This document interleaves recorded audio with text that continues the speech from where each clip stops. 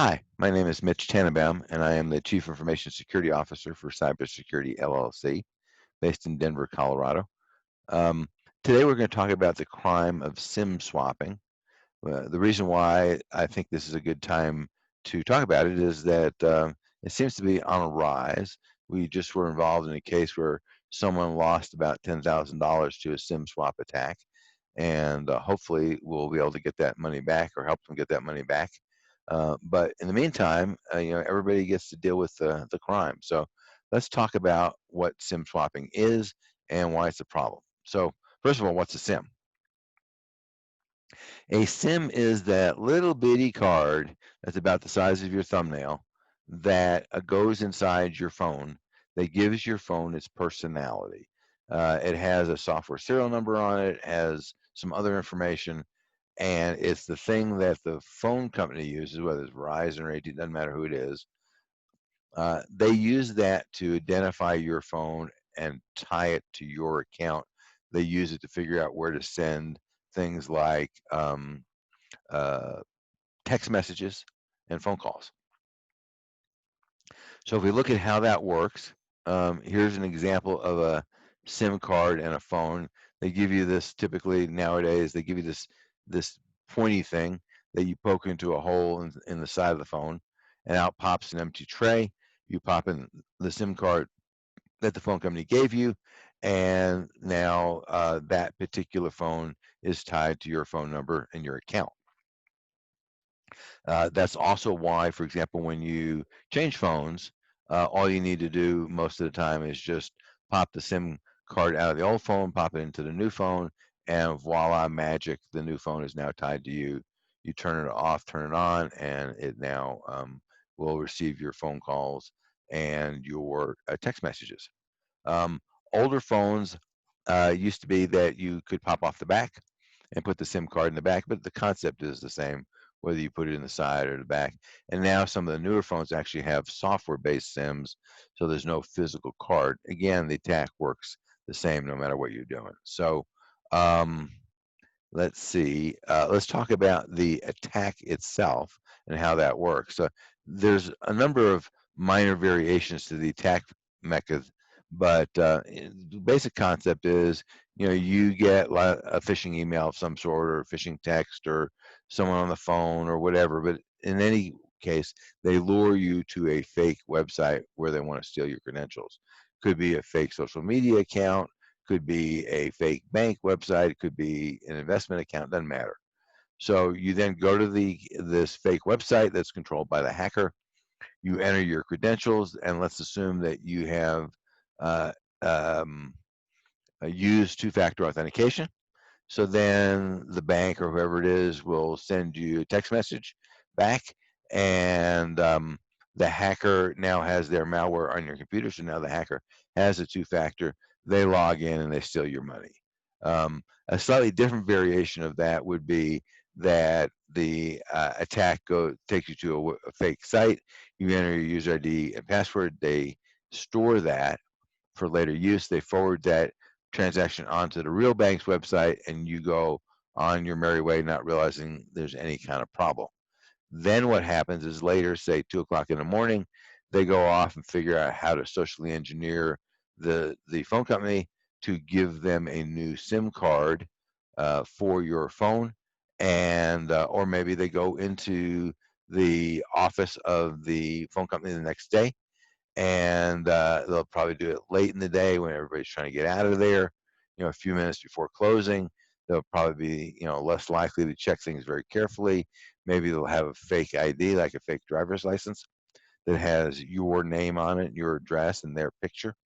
So it all looks good. They're not going to spend a lot of time because they don't get paid that well, and they don't get trained that well, and the turnover is horrible. So all those things contribute to the fact that they're not going to go do a very good job. And up until now, the phone companies have basically said they're not liable.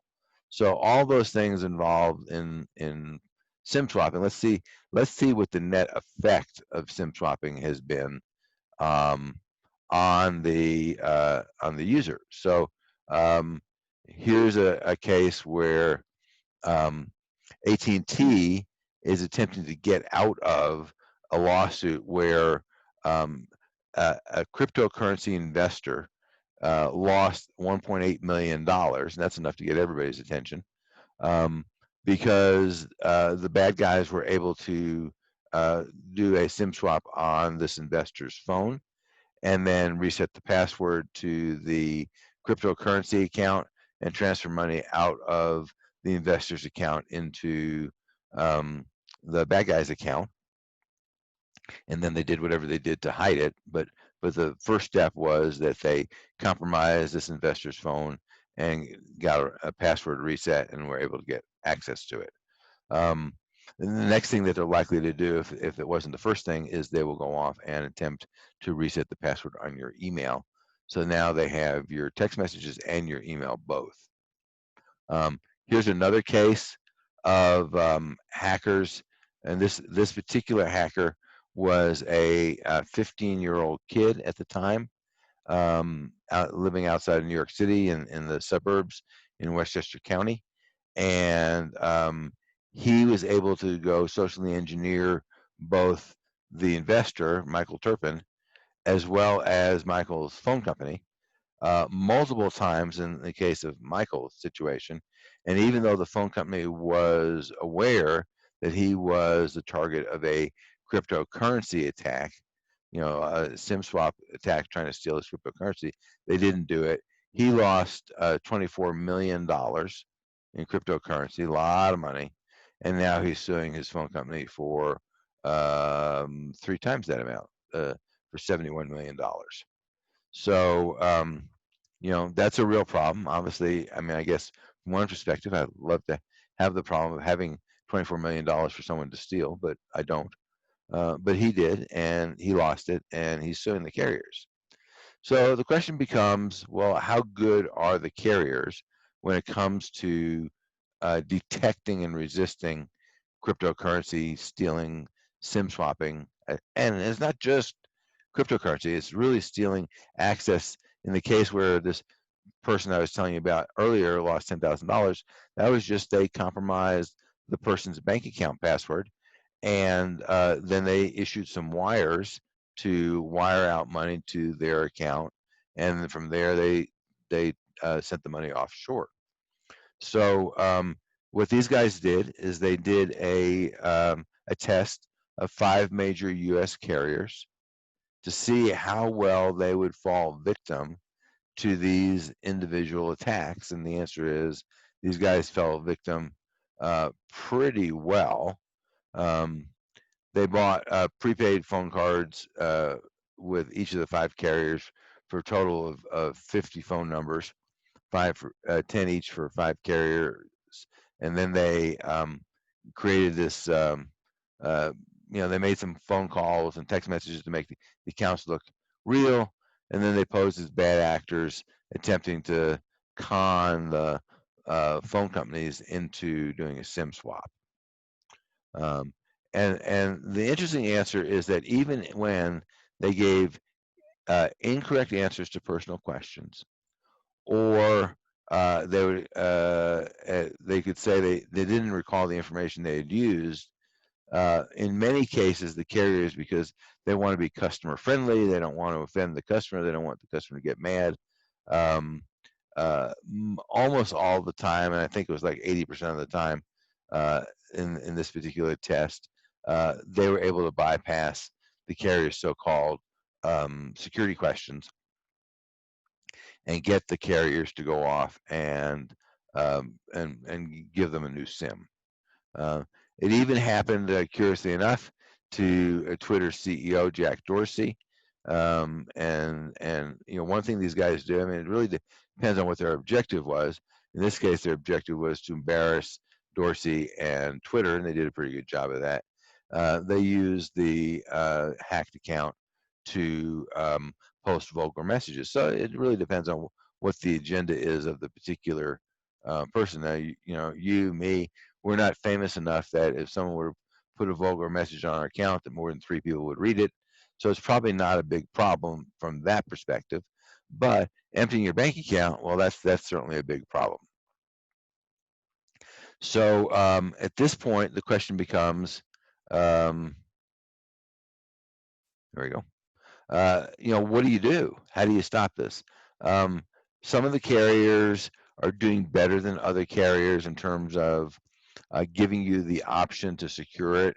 Um, like T-Mobile has a specific PIN that you can request that's different from your normal billing PIN to protect against SIM swaps. Sometimes they'll create a password. So you just have to ask your carrier, how do you protect yourself against SIM swaps? And if they say, oh, gee, it's not a problem, then you say, well, you're certainly willing to give me something in writing that says if there's any damage that I get as a result of you telling me that's not a problem, you will pay for 100% for all that damage and make it good and do whatever you need to do to fix the problem. Which of course they're going to say, oh no, we're not going to do that. So you tell me it really is a problem, you just don't want to deal with it. So that's what there is to do. Two-factor authentication is good. So if we're talking about the secondary accounts that they get, like from your bank or your investment advisor or somebody like that, if they offer two-factor authentication, which uses an app on your phone rather than a text message, that's much better because the only way you can compromise that is if they steal your phone. So I recommend that you do that if that's an option. Um, from your email, you're going to have to talk to your email provider, whoever that is, and see what options they provide. Most of these guys are really resistant to providing good security because good security oftentimes generates extra tech support calls, which costs them money. And if you remember back in the early 2000s, Microsoft it finally caught up with them, that they admitted that they turned off all the security features in Windows because if they turned them on, then people screwed things up and they would call them and they had to deal with it and they had unhappy customers and they had tech support calls they had to pay for and things like that. So at some point until that might require a law on the federal side to go do that. So if you have any more questions, please reach out and ask. We'll be happy to answer them. Otherwise, stay safe and have a great day.